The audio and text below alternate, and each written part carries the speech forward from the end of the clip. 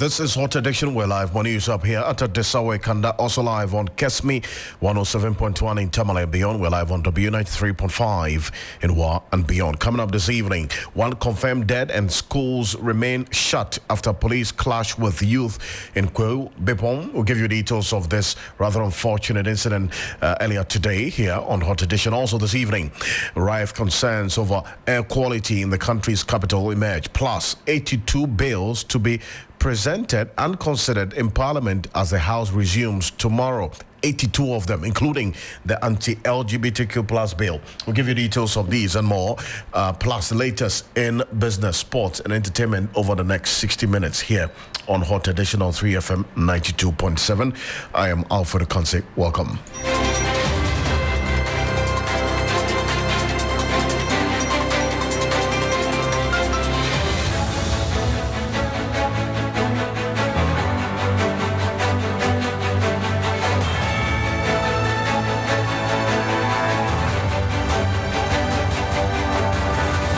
Let's get into the details now. Remember, we're streaming live on Facebook and X at 3FM 927.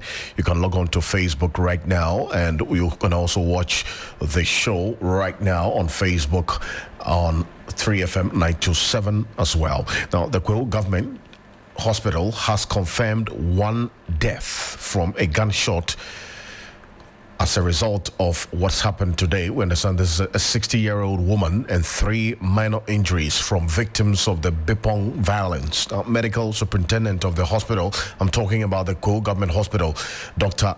Imad Kobina Watre Oredu, has confirmed to my colleague Yvonne Nikwe. Meanwhile, the Kweu South Municipal Security Council says schools remain shut till Wednesday. Eastern Regional Correspondent Yvonne Nikwe is going to be joining me shortly for a quick update on this rather unfortunate incident. Now, let's get on to the telephone, go straight to the Eastern Region. Yvonne Nikwe is joining us right now. Yvonne, now we've got confirmation of the death of one person and a few persons as well, sustaining some gunshot wounds. Can you confirm to us that indeed the dead person or the deceased is a 60-year-old woman? Well, I can confirm through the conversation I had with the ACV Government Hospital Medical Superintendent, Dr. Oredu.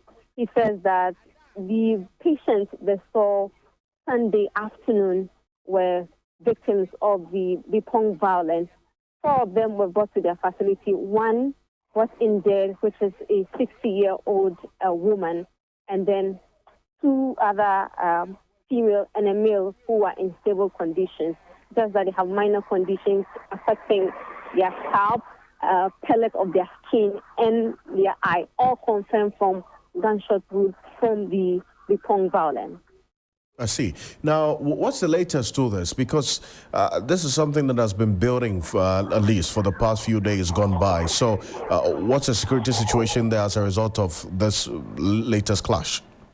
Well, as I speak to you, the police are positioning and the community were told that in the next few minutes, the IGP, Dampari himself, will come up there to ensure that the consultations with the music and he himself will finalize matters as to whether they have to take a new decision in ensuring that students return to school, that is the basic schools return to school, hopefully by Wednesday, and then what should be done to the community, because as I speak to you, almost all of the youth have fled the community because they are afraid of the soup the police have been engaging in the past 24 hours. They do not want to be arrested. We do know that several of them have already been arrested by the police and forwarded to the Eastern Regional Capital, Koforidua, already for screening and investigations in the next few coming days, because a number of them were engaged in the destruction to the chief's palace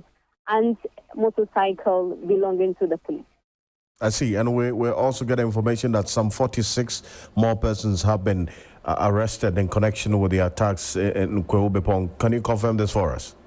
Well, I cannot confirm the 47 numbers, but I do know that a lot more of the youth have been arrested in the community, solely males from the community from yesterday when the issue was overwhelming with the police until this morning. So from yesterday afternoon till today dawn, several of the schools have happened in the community, making sure that a number of the youth they meet in the community are taken by the police. Of course, this is causing a bit of panic and fear in them, because as long as you're a male, the police just grab you and they're taking you away. That has been a major of concern to the women in the area, because they feel that perhaps people who are innocent and not part of the issue may be arrested as well. But this is what it is the law enforcement engaging in its duties to ensure that peace prevails in the community. Yvonne Ikwe, appreciate your time. Thank you very much for this update. Appreciate it. Welcome. Yvonne Ikwe is our Eastern Regional Correspondent. If you're joining us here on Hot Edition on 3FM 92.7, the news is that the Ghana Police Service, we understand, has arrested over 40 young people in connection with the attacks on the Bipong Chief's Palace and some police officers at Kweo Bipong in the Eastern region. The police service had earlier arrested 25 persons in connection with the attack. The arrest brings the total number of suspects so far arrested to 71. Now, the suspects, together with some others currently on the run, attacked the Bipong Chief's Palace on the 4th of February, that's yesterday, and injured 7 people, including 5 police officers. Now, the police, in a statement, said security, law and order have since been restored in the Bipong township, adding that all the suspects will be put before the court to face justice. According to the police, 40 of the suspects who have so far been identified to have played various roles in the attacks have been linked to available evidence and have been detained to assist in investigations. Now, if you recall, just a quick background to what has led to this violence before we engage. Adib Sani is a security analyst who's been following this quite closely. 2 people were reported dead after allegedly being hit by stray bullets fired by the police during the melee to disperse the ruthless crowd. According to sources, the incident occurred at the Chief's Palace, where the police had gone to rescue an alleged suspect accused of murdering 2 people at Ejumesu, a farming community in the Kweo South municipality. Now, the suspect, 23-year-old Kwesi Tenkrang, is said to be an ex-convict who, according to sources, raped and murdered a 45-year-old woman, Ekuya Chirewa, a 65-year-old brother of the victim, Kwesi Enchi, who attempted to rescue his sister during the act, was also hit on the head with a metal, resulting in his instant death. An eyewitness, whose name was only given as Frederick and who was on his way to the farm, narrowly escaped death after witnessing the incident and being chased by the suspect. So the suspect, who has been on the run since the incident, was arrested on Sunday, that was yesterday, and taken to the Chief's Palace. Members of the community who learned of the arrest of this person demanded his immediate release for instant justice, but the police who were called in prevented it from happening, and so that's what has led to this disturbances or the clashes with the Ghana Police Service earlier today.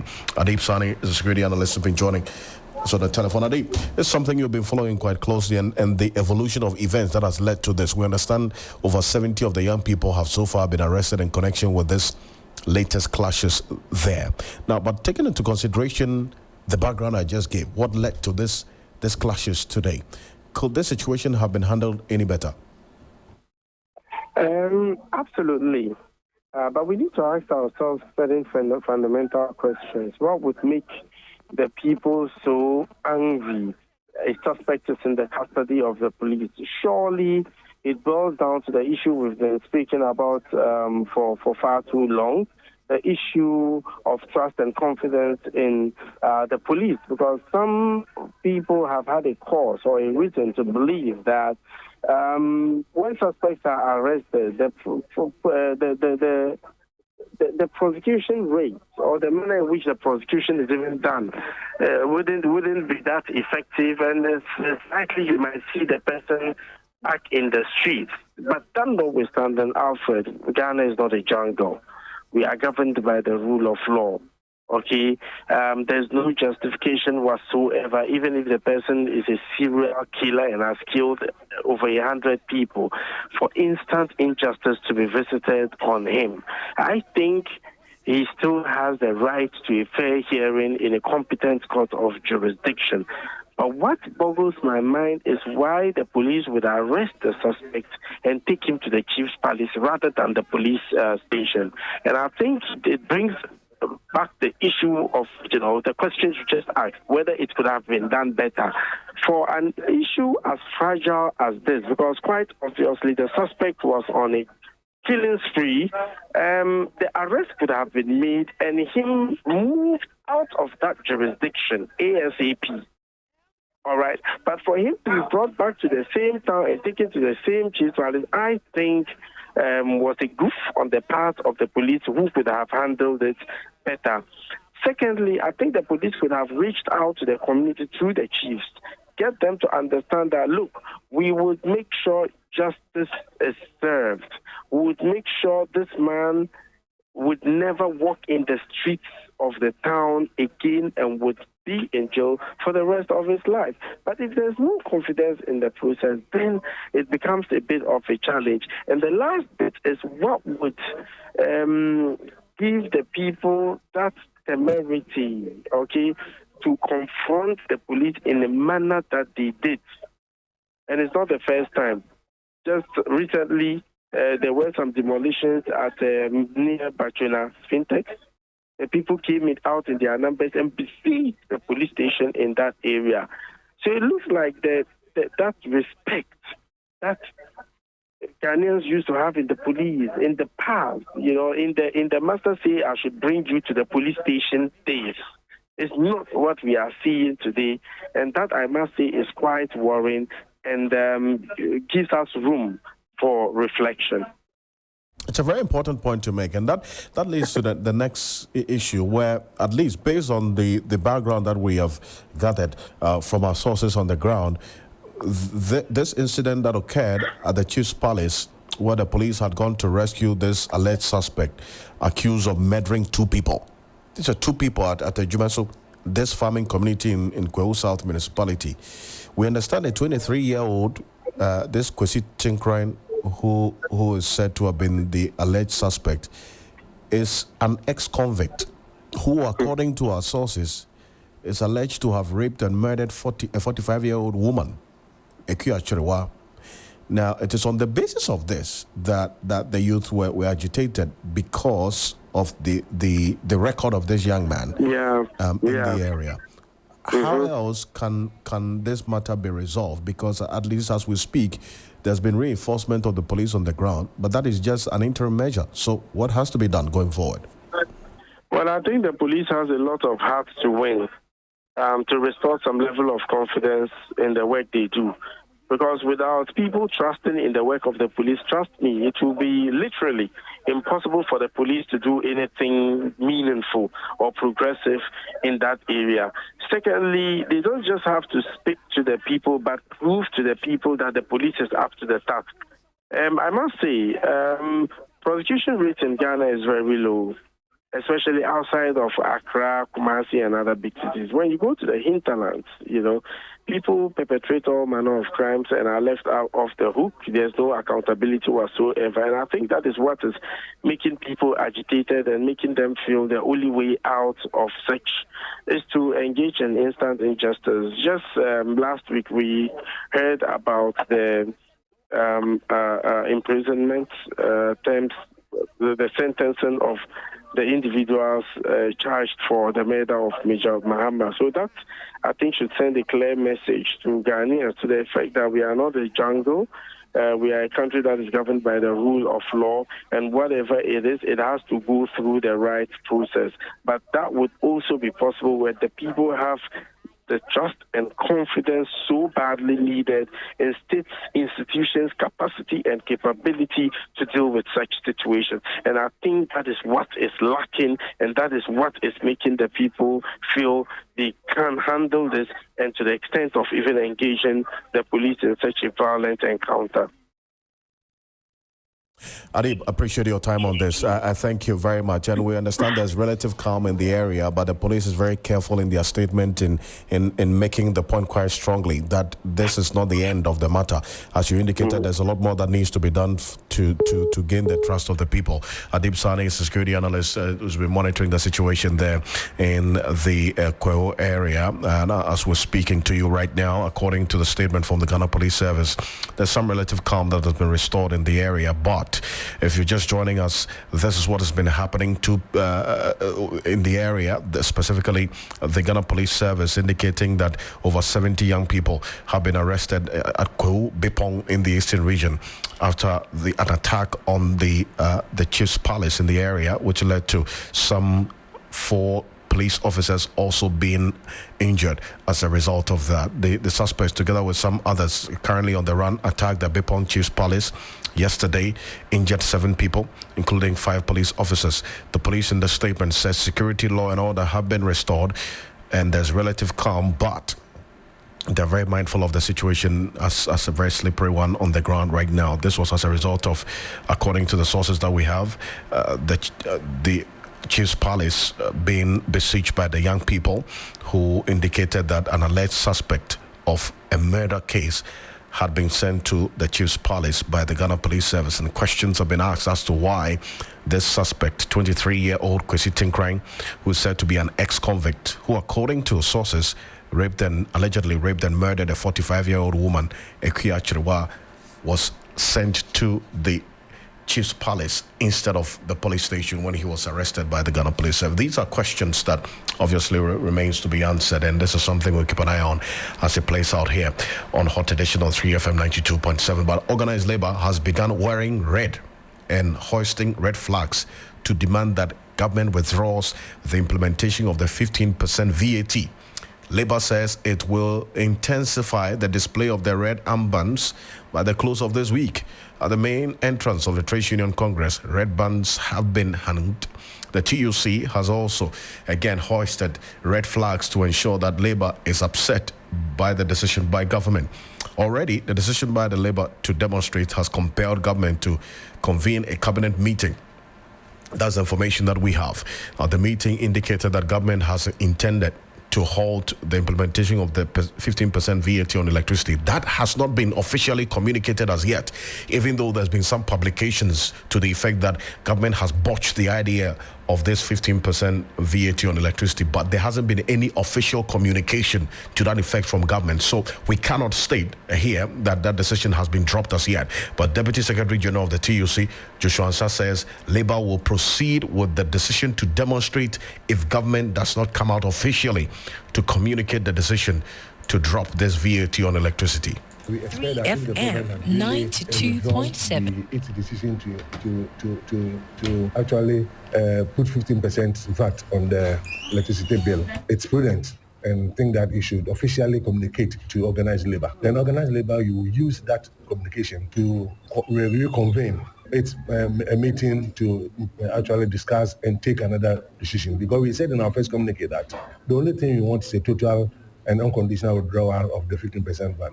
So if it is really truly withdrawn, officially government should communicate to us. Then you use that one to also call off our intended action on the 16th. But as it is now, since we have not received any official communication, our program and project still continues. That's why you see us in red, because we said that we're going to start wearing red bands and red arms, and you can see our offices cluttered in red. Yeah, so we are going to continue until an official communication is received for us to take a second decision. We decided in that meeting, in our first communique, that we are not prepared to meet with any minister, nor government, or anybody until the 15% VAT is withdrawn. So if it is withdrawn, they should come straight right to us officially that it has been withdrawn.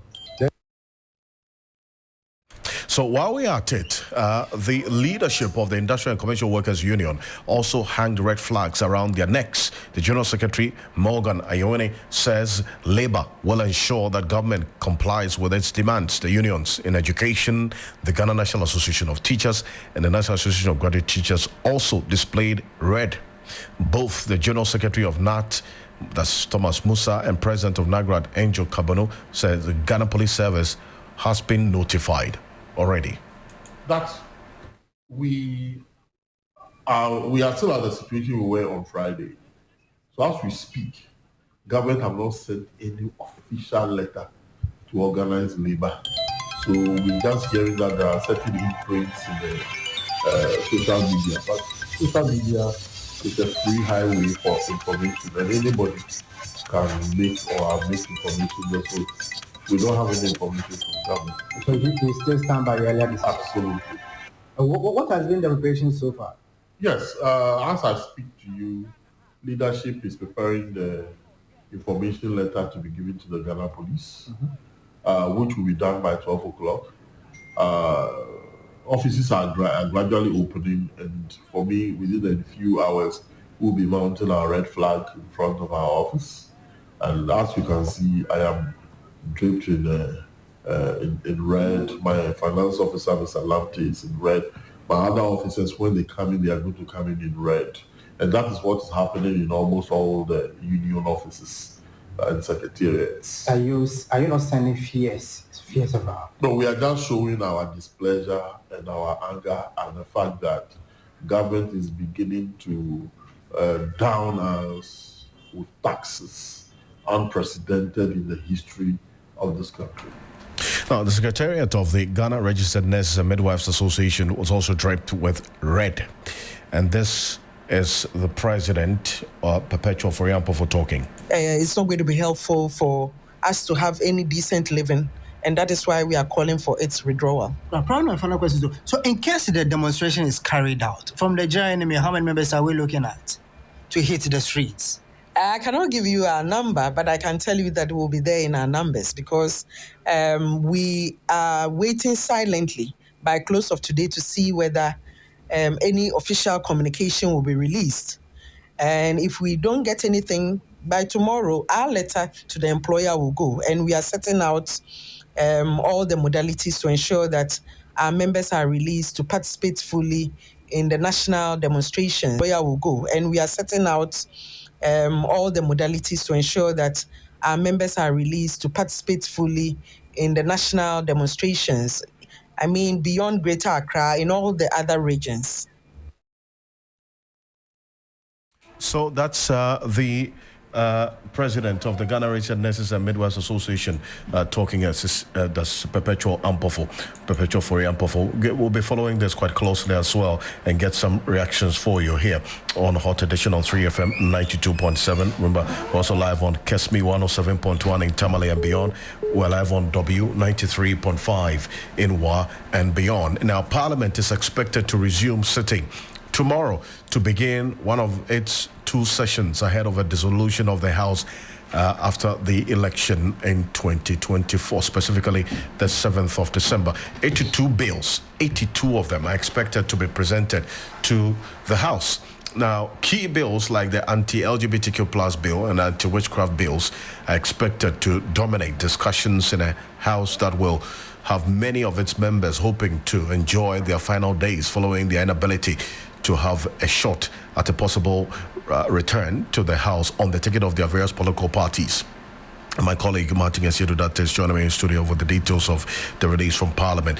Martin, it's good to have you as always. We have 82 bills to be presented to the House. Walk us through a few that they've identified in there. Certainly. So clearly, because we are in an election year, one of the key bills Parliament will be considering will be the Presidential Transition Amendment Bill. Also amongst the 82, we have the Aged Persons Bill 2023, the Advertising Council Bill 2023, the Consumer Protection Bill, the Public University Bill, the Ghana Road Fund Amendment Bill, and then the Ghana Roads Authority Bill. Now, the release also goes on to say that 12 bills are currently at the committee level and are expected to be worked on during this meeting. Amongst them are the public bills, which include the Affirmative Action or the Gender Equality Bill. It is before the Committee on Gender and Children. There's also the Social Protection Bill 2023, which is before the Committee, which is before the Committee on Gender and Children and Social Protection. There's also the Ghana Investment Promotion Center Amendment Bill. That's before the Finance Committee. And then there's the Environmental Protection Bill, which is before the Environment, Science and Technology Committee of Parliament. You'd recall that some of the key issues that Parliament in the last few years did have a banter on has to do with private members' bill. And the next parliament, which is starting on the 6th, which is actually tomorrow, would also be considering some private members' bills, and they include the Office of the Special Prosecutor Amendment Bill. It's before the Committee on Constitutional, Legal and Parliamentary Affairs. There's a Citizenship Amendment Bill, and then also we have the Embarked Funds Capping and the Realignment Bill. It's also going to be amended. Then there's a final one called the Constitution of the Republic of Ghana Amendment Bill, which there are those who are already saying that it probably comes on the back of the constitution that government, or there's a clarion call, especially from civil society, that we need to re-amend or amend our bill, I beg your pardon, our constitution. So that is also going to be considered strongly. It actually started in 2021, so it's expected to continue. And to the latter part of what Parliament will be looking at, you touched on it briefly, having to do with the Proper Human Sexual Rights and Ghanaian Family Values Bill. It is also going to be considered with the Interstate Succession Bill. These two are two key bills that have advanced. So they are currently at the consideration stage. So we are told that the Parliament is going to just consider them because that's where they are at the moment for final deliberation. Martin, hold on a bit for me, because on that particular point, and it's interesting that you run through all these details. Nelson Roxin Dafiamepo is a member of Parliament for the South Dike constituency. He's a member of this Constitutional, Legal and Parliamentary Affairs Committee of Parliament, and also a sponsor of the anti-LGBTQ plus bill. He's joining us on the telephone. Council, good evening. Thank you for joining us on Hot Edition. Good evening, Ocansey. Good evening to your listeners. Now, let's start off with the anti-LGBTQ plus bill, because we are one of the sponsors of the bill. Now, we understand there are some 22 or 32 amendments that have to be made before this will be eventually become law, correct? Yes, these amendments that were mainly proposed by the committee, so they are not controversial amendments. Then a couple of amendments have come from other members of the House who are of the opinion that those matters be considered. So to the extent that majority of the amendments are committee proposed amendments, I believe that by the end of February, we should bring this matter to a close. By the end of the February, you are promising the Ghanaian people that, all things being equal, this anti-LGBTQ plus bill should become law. Of course. But obviously should become law to the extent that Parliament would have completed this consideration work and moved to the third reading stage and passed it into law. But then it will be remitted to the office of the president for his assent. Good. So then, if it is accented to by the president, that's when we can say it is law, isn't it? Yeah, but your question was in respect of Parliament's rule. Indeed. And I'm saying on authority that to the extent that the outstanding proposed amendments are not controversial, these are amendments that will be carried on the floor easily. But I recall that some of the sponsors of this bill, and indeed some members of the committee, were not too happy with the conduct of the chairman of the committee with respect to the level of commitment and seriousness in trying to get this bill passed, or Parliament doing its work, because the Speaker was very clear in his words and hope that by end of last year, this bill would have been passed into law by Parliament. Yes, but that didn't happen. I agree. In fact, myself, I'm on record to have taken my own chairman to task on one fine Saturday when we met on your flagship program. That's the key point. And it was very heated. But we passed that stage. He's been committed since then. And I'm also glad to let you know, as you may be aware, that he's successfully gone through his parliamentary primary. So the pressures of seeking to get it retained in office have evaporated. So he will have a more focused mind to be committed for us to complete work on the bill. Regarding the other issue of the members who have filed amendments. These are people who are committed. So I'm saying that will be done. Now, let me also address the concern that even though Speaker gave a full assurance in the course of last year that by the close of the year of the 2023 parliamentary year would have completed work on the bill. What happened was our resumption for the final quarter delayed. Normally would have returned to Parliament from the long vac around middle of October. But if you recall, we didn't return until about the 27th or 29th of October last year. Then as soon as we entered November, within a couple of weeks, the budget got presented on the 17th. So we couldn't do much within that couple of weeks before the budget came. And you know the nature of our parliament and our financial calendars. As soon as the budget comes, it takes precedence over all other matters that are, one, not financial, two, not public. You have to remember that this is purely a private member's business. It's the business of 8 of us. So it wasn't prioritized over, even though our sponsoring the bill is a reflection of carrying the generality of the nation's interest in this matter. It was, technically speaking, a private member's business. So once we had public business to do regarding passage of the budget before Christmas, it was put on the back burner for us to deal with that. So I'm saying that I'm giving you the assurance that from tomorrow we're going to see some renewed energy in this matter, and by the close of the month, business will be done. It's something we would look forward to and also be holding on to with this statement you have just made. But you're also a member of the Public Accounts Committee.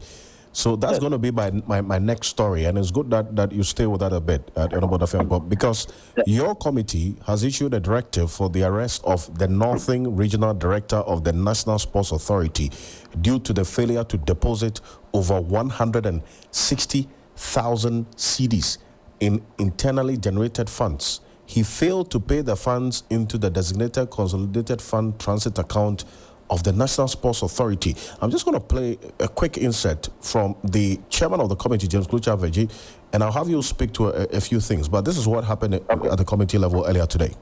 Well, you are actually undermining the minister.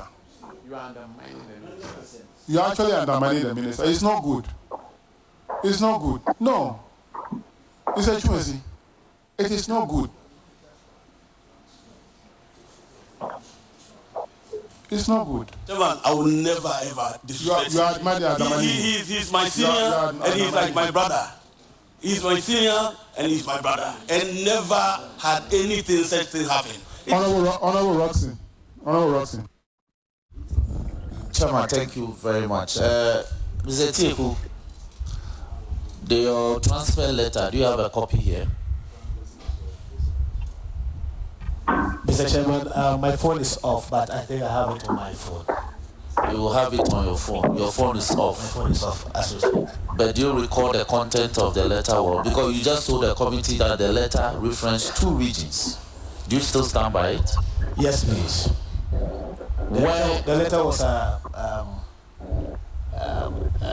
the heading was to the Eastern region, but the content was to Accra. So that was that's aspects of the committee hearings today, Public Accounts Committee hearings, when the sports minister appeared before the committee with his directors. Now, let me start off from this point where you were asking the question about a letter of transfer to one of the directors at the National Sports Authority or the Sports Ministry, and the letter was a transfer to the Eastern region, but he says the content of that transfer letter was that he was supposed to be transferred to Accra. What does that mean? Did you resolve that matter? Yes, clearly he was not transferred to Accra. The heading of the letter simply indicated transfer to head office. But in the belly of the letter, The letter was very clear as to where he was being posted to. It was to have been posted to the Eastern Regional Capital, Koforidua, to go and take charge. And this letter was dated 18 January 2023. And as we speak today, 5th February 2024, the man is still exposed at Cape Coast. I mean, in total breach of the decision of not only the Director General who authored the transfer letter, but by the board. It was the board decision in which the minister himself participated. And the board chairman, everybody agreed and directed the Director General to effect this transfer. Apparently, after the Director General communicated the letter to him, he went behind the official communication and as it were indicated to him to stay on. So the gentleman, Mr. Tieku, indicated to the committee that he had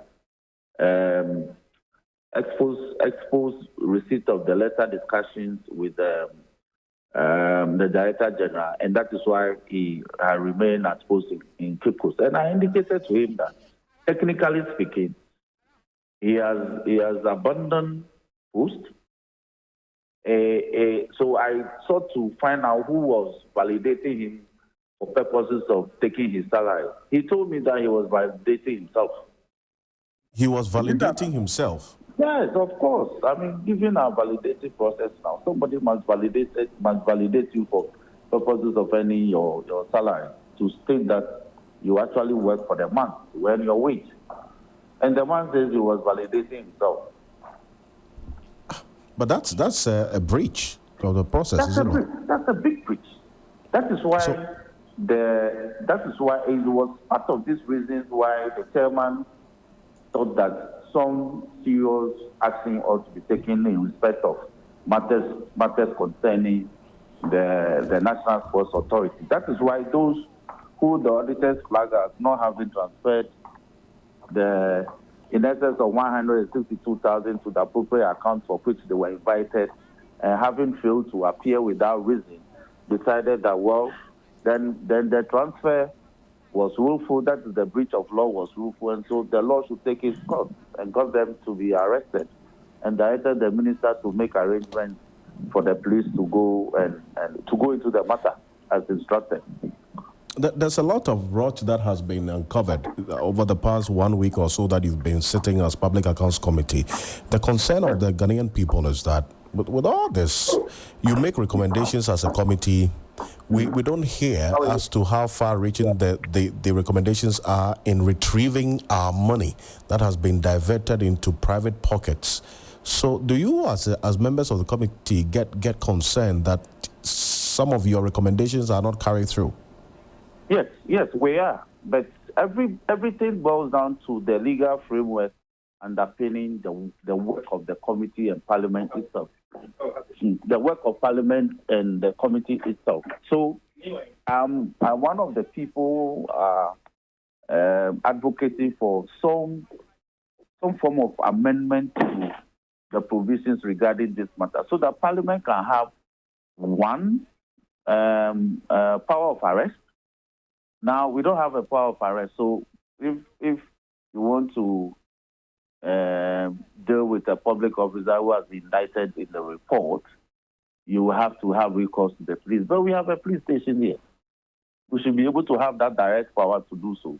Because people should come to the committee in a state of trepidation. Now, people come to the committee in with a laissez-faire attitude. They think that they come, they are waved on, and they go back and they repeat the same thing. It will not remedy the leakages in our public sector. And let me give you an instance. Last week, we discovered that two officers, a circuit supervisor and a head teacher of a school, colluded to be validating a teacher who had left the service and joined another service of the Republic of Ghana, which is the Immigration Service. And it took them 6 months, I think 7 months, for the gentleman's salary, which was being validated unlawfully and being given to him and shared by the three of them, to be stopped. Now, efforts by them to get the gentleman to repay, they were citing the Boku crisis, and therefore they couldn't get him. So when on Friday we had the head of the immigration service appear before us, I raised the matter with him. And I think that things like this should be a basis for any Ghanaian who would dupe one public institution and seamlessly move to serve in another service. It should be a basis for dismissal, upright dismissal, because it's fraud. The collusion is what is giving way to these massive instances of unearned salary that we are suddenly seeing among our public agencies. In fact, it is second to procurement infraction. That's serious. Nelson Rossing, thank you so much for your time on this matter. And I know that tomorrow you're sitting as well, so we'll come to you again. Appreciate it. Yeah. Nelson Rossing Dafiamekpo is Member of Parliament for the South Dyke constituency. He's a member of the Public Accounts Committee and also the Constitutional Legal and Parliamentary Affairs Committee of Parliament that is considering the anti-LGBTQ plus bill. The Public Accounts Committee is sitting where we got to know that Parliament has issued a directive for the arrest of the Northern Regional Director of the National Sports Authority due to the failure to deposit over 160,000 cedis in internally generated funds. He failed to pay the funds into the designated consolidated fund transit account of the National Sports Authority. National Sports Authority, there's a lot of rot over there. Rot. Vodafone, Ghana, they owed you 18,900. And then CCMI, Pastor Aziz, they owed you 2,250. And you sat down for this regional head to write it off without permission. Did you get a copy of this audit report? Did you get a copy of this audit report? Mr. Chairman, yes. Did you read the report? Yes, Mr. Chairman. Now, let's look at another issue that has raised concerns amongst the population, and it's the severe decline in air quality, which, according to the Environmental Protection Agency, may pose a significant health risk. This has sparked concerns of potential respiratory challenges. Let's look at the data put out by the EPA since the 23rd of January. EPA's recent monitoring of air quality from the 4th of February, that was yesterday. According to the EPA's analysis, the air quality, especially in the Greater Accra region, very unhealthy. 3rd February, unhealthy. 30th January, same. 29th, same. The 28th of January was also concluded to be very unhealthy, the air that we breathed. And 26th of January, the same. And in fact, from the 23rd of January to date, the analysis from the EPA has concluded that the air quality of especially the Greater Accra region is unhealthy for sensitive groups. Now, Chief Weather Forecaster at the Ghana Meteorological Agency, Felicity Ayafianyo, has also been speaking on the matter and says the current weather conditions are a cause for concern because of the amount of dust in the atmosphere. We have a lot of causes that cause the air unhealthy for us. And then the most significant one for the season is the dust that is coming from the Sahara Desert over into the West African sub-region, and for that matter, for Ghana. Let's get on to the telephone lines now and engage registered respiratory therapist Josephine Krang Osei-Tutu. Madam, good evening. Thank you for joining us here on Hot Edition. Thank you very much for having me. A good evening to you as well. Great. Now, what can you tell us about the potential respiratory infections from the current weather pattern, the Harmattan that we're experiencing as we speak? Okay, so with the Harmattan we're currently experiencing, typically Harmattan comes with a lot of dryness. So we are likely to have a number of viral infections with symptoms such as cough, sore throat, runny nose, fever, sneezing, among others. And this pertains to people who have, normal lung function, people who are not known to have any underlying lung conditions, right? So we expected to have a number of people getting colds and catarrh and some fever. That is for the person who doesn't have any known lung condition. However, the present weather condition can greatly impact people who have been diagnosed of certain lung conditions like asthma, bronchitis, certain lung cancers, even people with COPD like emphysema and pneumonia. So people will be prone to get some pneumonia. People with asthma would have exacerbation of their symptoms because dust and all the other allergens or pollutants like the gases and the particulate matter generally have a way of triggering them, especially if that is their allergy or that is their trigger for their asthma condition, to be specific. And for these vulnerable groups, what should they be doing? The measures that have to be put in place to ensure that they are not overly exposed.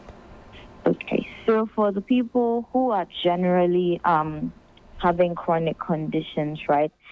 First and most important is for them to be on top of their treatment regimen. Okay, so you make sure that you take your medications like you expected to, and you carry them along if you have to, especially people with asthma specifically. And then generally, we are all expected to practice very good hand hygiene. We are encouraged to limit to the barest minimum pollutants from, domestic waste. We should try as much as possible to avoid burning if we can.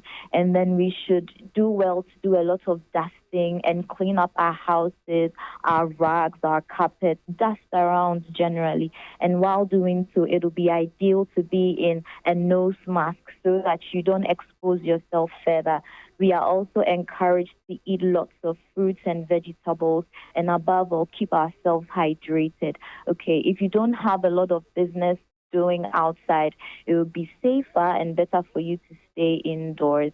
And if you know that you are in an environment that encourages a lot of pollutants, then we would encourage you to, stay clear or use, air condition as much as possible for this period if you can afford to. And for those of us who can also afford to use vents, because the air doesn't circulate a lot in places that have air condition, it will be good for you to shut out, the external air that contains these pollutants or has this dryness, and then you just use your vents and your ACs, and I'm sure that we're all going to be in very, very good state of health with our lungs. Thank you. Thank you.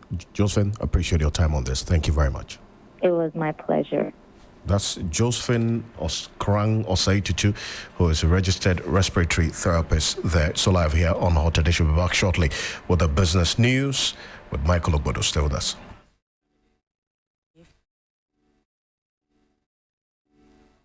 If you dare to have your thoughts, if you're unafraid of being expressive, do you long for a space where your mind can roam free?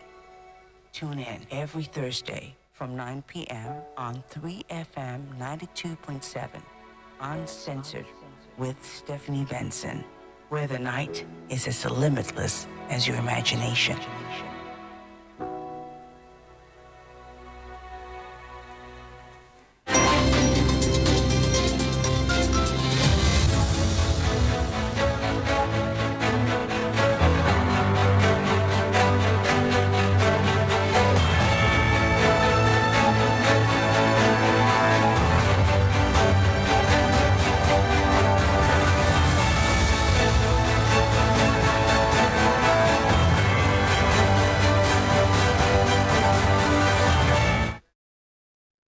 Hello there, good evening. Welcome to the business segment here on Hot Edition. My name is Michael Ogbodo. Straight into our stories now. The Director of Banking Supervision of the Bank of Ghana, Mr. Osei JC, has called on managers of savings and loans companies to ensure proper corporate governance practices in the organizations. He highlighted the consequences of failure in the sector, given the crucial role it plays in the financial space. He made this statement at the launch of the BRAC Savings and Loans Company in Accra. Given the overall importance of savings and loans to the economy and the level of trust customers place in them, a slip up in confidence could generate huge contagion effects and trigger runs on the SDIs with disruptive consequences for the economy. Thus, the need for formal regulations and proper governance and risk management practices. as part of BOG's reform agenda. The savings and loan sector, the finance house sector, the SDI sector, is expected to be restructured to create a level playing ground devoid of market distortions and to ensure that players are adequately capitalized to support the financial needs of consumers at the lower end of the market. This is to ensure the sector is well resourced and positioned to provide the much needed financial support to spur economic growth at the lower end of the market in a sustainable manner. So that was Director of Banking Supervision at the Bank of Ghana, Mr. Osei JC. Away from that, the Bank of Ghana has restored the operating license of Lemonade Finance, now known as Right Card Payment Services Limited, LEMFI, has announced that it has obtained approval from the Bank of Ghana to resume its remittance services to Ghana with some of its approved partners. This was after the firm's license was withdrawn for operating illegally. Right Card Payment Services Limited, LEMFI, can now deliver its services in Ghana through payment companies Big Pay and Express Pay as approved by the Bank of Ghana. Now, away from that, the tree crop sector has attracted 12 million cedis investment to enhance trade competitiveness in the cashew and oil palm value chain. The Ghana Private Sector Competitiveness Program is to help access finance, improve skills and standards to increase productivity. This report has the details. Obstacles to sustainable growth exist in the production value chain of cashews and oil palm. The Private Competitiveness Program is structured to find a holistic solution to support the government of Ghana and the Tree Crop Development Agency to build an enabling environment for tree crops. The Chief Executive Officer of Ghana Tree Crop Development Authority, William Ejapong Kwetu, said improving productivity is critical to creating more job opportunities. We are very optimistic that through the experience of these two implementing agencies, all the deliverables in this partnership will be chalked as envisaged. This giant advancement represents a strategic step towards the development of a robust and resilient tree crop sector ready for full potential realization by all players, particularly the private sector. The Deputy Minister for Food and Agriculture, Yao Frimpong Addo, noted the government is prioritizing agro-food processing. Commodity value chains mandated to be regulated under the Tree Crop Development Authority have the potential to generate income, strengthening households and promoting socially responsible practices that assist in reducing poverty, a shared vision and collaboration. The governments of Ghana and Switzerland both recognize the importance of working with a wide range of people and organizations with different backgrounds towards solving common challenges. The Minister for Trade and Industry, Katie Hammond, called for more innovation and research to develop the sector.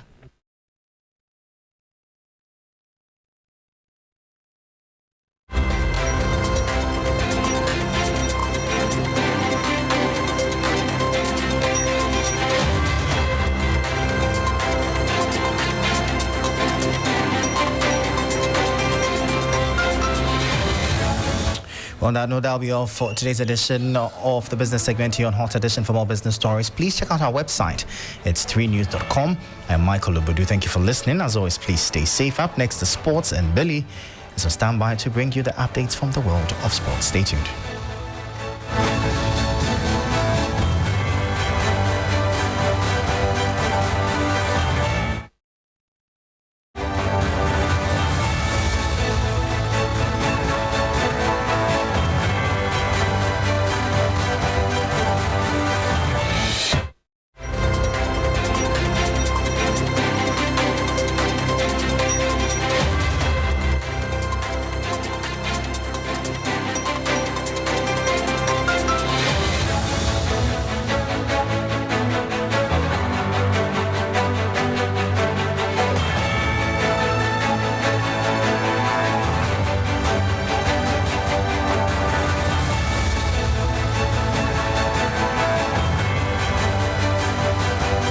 Hello, good evening, and welcome to the sports segment here on the 3FM Hot Edition. My name is Bill Shen. Let's start off from the local scene because the Minister of Youth and Sports, Honorable Mustafa Yusuf, has revealed that he did not authorize the temporary closure of the Accra Sports Stadium during the festive season in 2023.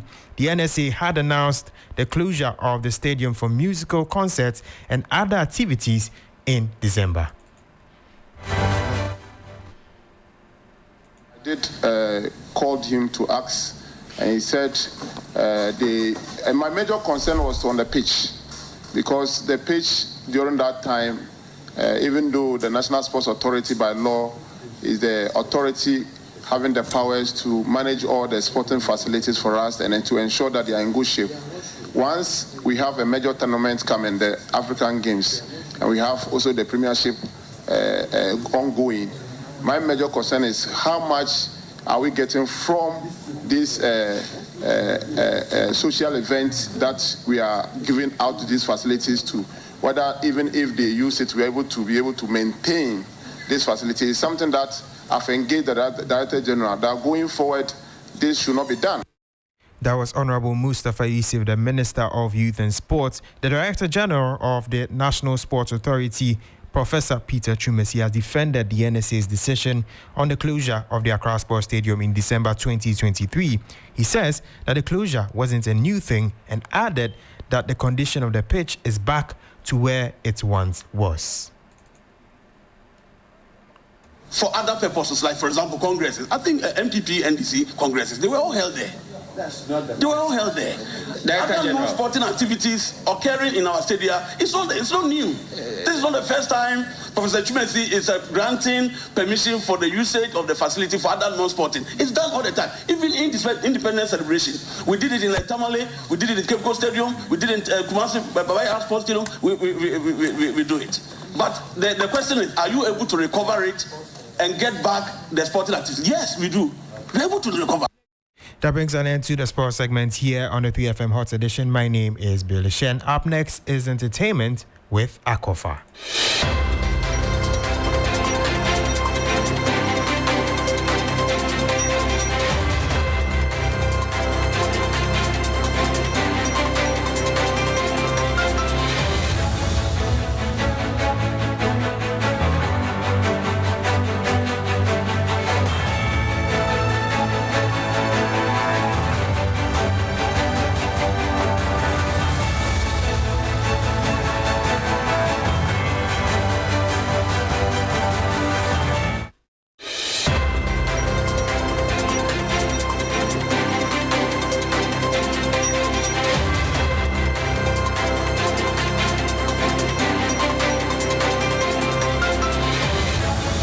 Thank you for tuning in to Hot Edition on 3FM 92.7. It's now time for the entertainment news segment powered by 3 Entertainment. My name is Zakov. Another second edition of the Grammy African nominee brunch was a huge success, held at the Spring Place, Beverly Hills in Los Angeles. The exclusive event was aimed at celebrating Black excellence and honoring musical entrepreneurs from the African continent. Here are some highlights. The second edition of the Grammy African nominees brunch was a huge success as it celebrated nominees in the Best African Music Performance category at the 65th Grammy Awards.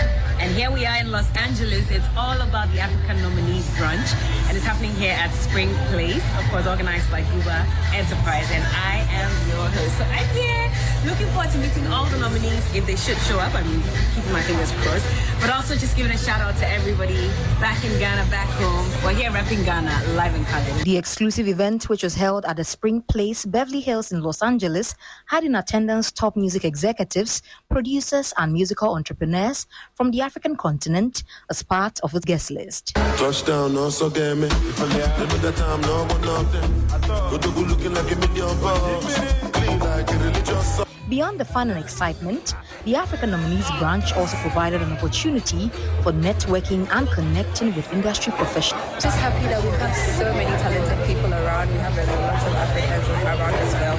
So the networking, the connections, the vibrations, and we grabbing big things is about to happen. So I'm very happy to be here. Well, staying a while longer on the Grammys, Jay-Z slammed the Grammys while receiving the Dr. Dre Global Impact Award on Sunday night, calling out the ceremony for snubbing Beyonce by never awarding her Album of the Year. I'm just saying, we want y'all to get it right. We love y'all. We love y'all. We love y'all. We want y'all to get it right. At least get it close to right. And obviously it's subjective. Y'all don't got to clap at everything. Obviously it's subjective because, it's music and it's opinion-based. But, some things, I don't want to embarrass this young lady, but she has more Grammys than everyone and never won Album of the Year. And that's Jay-Z there slamming the Grammys while he was receiving the Dr. Dre Global Impact Award on Sunday. That's how we end the entertainment news segment here on Hot Edition, powered by 3 Entertainment. My name is Akofa. Thanks for tuning in. The 3FM Drive continues.